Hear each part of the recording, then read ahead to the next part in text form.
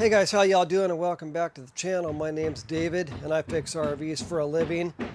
Making this video as we're calling this an update video. This is basically for my subscribers. If you're not a subscriber, well, let's face it, you probably didn't even click on this video because you don't know who I am and you don't care how I'm doing. But if you are a subscriber, you might be wondering if I'm still fixing RVs, and the answer is yes. I do still fix RVs for a living, and the reason you might be asking that question is because I have not uploaded any videos for about 3 months. And the reason that is, and I know everybody has an excuse, but my excuse is because of the summer rush. You know, it got really busy and I panicked. I just didn't have time to film videos. Last year I spent a lot of time working on RV furnaces on my tailgate, you know, in the snow and the rain and the cold, and it was just, you know, I spent a lot of days, you know, where I was miserable. I mean, it was still fun because this is a newer business and I was having fun, you know, fixing these appliances. But this year I decided to put up, as I'm showing you right now, this 20 by 12 tent. You know, I've installed a furnace in here. It's a really nice furnace, actually. Dometic makes this furnace, but it's not your standard 12 volt. This is a 120 volt furnace. It's plugged into a 120 volt outlet, and it runs on propane. And even though this is a tent, that furnace heats this tent up in about 10 minutes. It'll cook you right out of here. Originally, I was just going to have this thing set up with the wires, you know, thermostat just wire nutted straight through so it could stay on. Because it's a tent, I figured the heat would escape just about as quick as it came in, but turns out that was not the case. That thing is so powerful, I did have to install a thermostat right over here just to make sure it turns on and off, because this furnace will cook you right out of here. I love the fact that it's a 120 volt furnace, and it's got a super powerful motor. In fact, it's got a, you know, it's kind of like an air conditioner. It has a capacitor to get the motor going, because the motor is so big. But if the power ever goes out, I'm going to lose my 120 volt. That's one of the advantages, actually, to the 12 volt furnaces, is if the power goes out, you can still run off of your battery. With this furnace, if the power goes out, I'll lose my furnace. So I might get a 12 volt furnace as well to sit, you know, right next to it. And right now I've got a battery over here. This is actually a battery that I got out of this battery is temporary. It's out of a Mercedes Sprinter van. I had a guy who called me because this battery was not taking a charge. He wasn't able to start his Mercedes Sprinter van with it. So he sent me a photo of the battery. Sorry. And I went to the auto parts store, picked up a new battery, and I went out there to install it for him. You know, I did that. I installed the new battery for him. I pulled this one out, put the new one in. And the connections on this battery were really dirty, so my hopes were that, you know, maybe, you know, just the dirty connections were the only problem, and that this was still a good battery. So I brought it home, and I mean, I can get a $24 core charge on this from the auto parts store, and I am going to do that. Because I brought it home and I put it on the charger. I left it on the charger all night. It fully charged overnight. Then in the morning, I used my load tester over here to test the battery, and it failed the load test.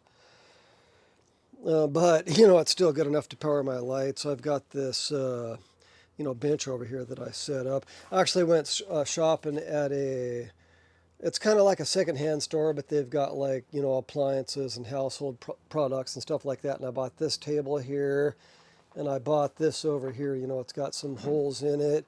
And the reason I like these holes is because I was able to, you know, run wires through here and, you know, just kind of string them through the holes, so I didn't have to tie strap a whole lot of stuff. And that made it pretty easy to set up my testing center over here. This outlet here is live all the time. This is for charging cell phones, and it keeps my JBL Bluetooth speaker going. And then I've got a switch here. This turns on the lights in the second half of this. So I put some LED lights up here. I think I've got 8 of them that I bought off of Amazon. Well, one of them didn't work, the one that is supposed to go right there.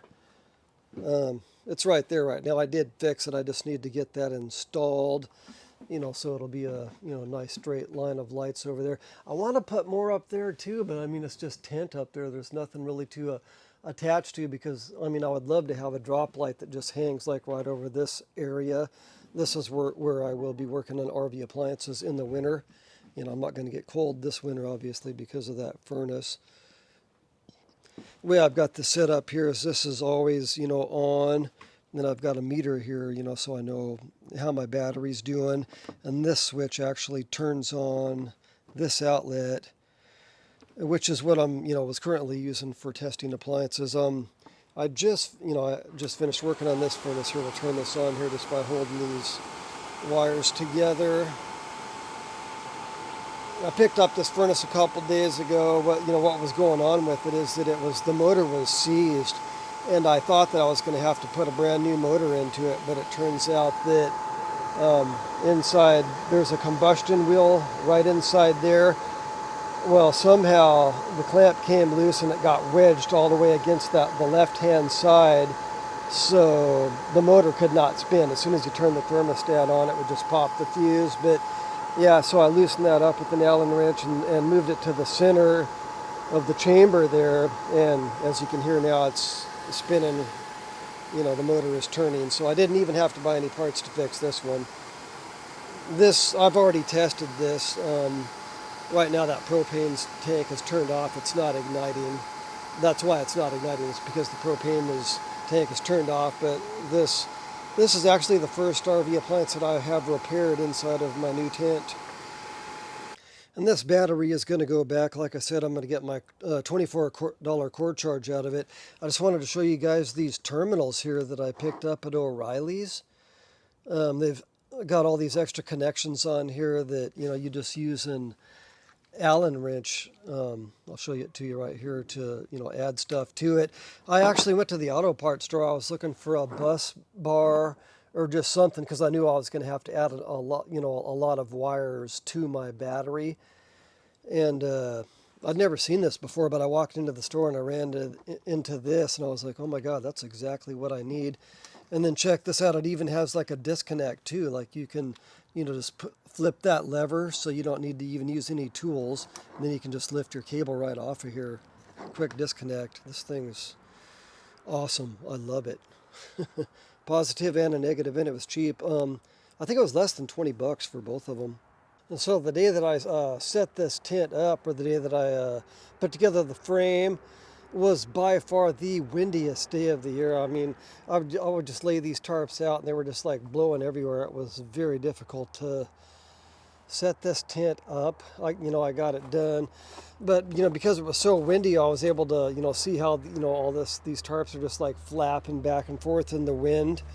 So I watched some YouTube videos to see how some people were combating that, and what they were doing is they were putting like this right here, like, let me get that to focus.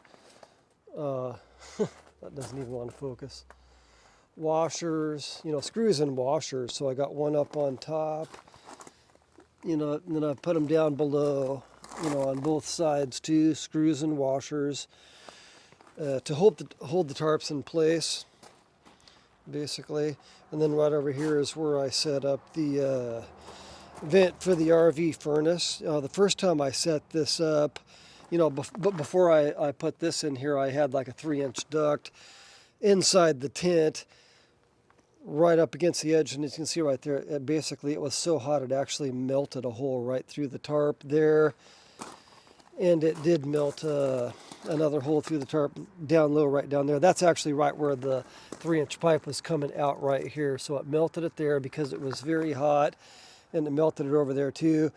So right now what I did is, now I've got it just ventilating like straight out of the furnace, and you know, I put some metal flashing on there too, so that it can't melt any more of my brand new tent. But you know, I went ahead and I put inside the tent, what I did is I put pallets like all around the perimeter. So I've got screws with washers, you know, kind of like almost all the way around the perimeter here, especially on these edges right there. you know, where these metal bars are at, I was able to use self-tapping screws to go right into the metal.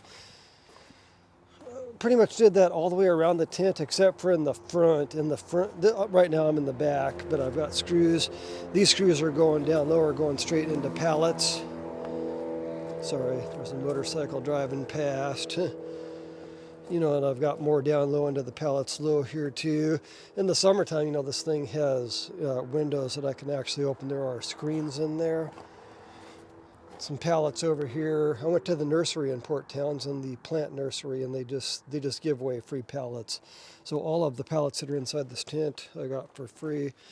And as you can see, I've got screws down low all the way around the perimeter, except for in the front section. This is where they stop right here, but this front section doesn't have any pallets. I do have screws for these, you know, side pieces in the front as well, but no pallets here. I'm not sure what I'm going to do with these extra 3 pallets I've got. I might have to give them away or take them back. All right, guys, thanks for watching my update video, and I'll see you next time I upload a video.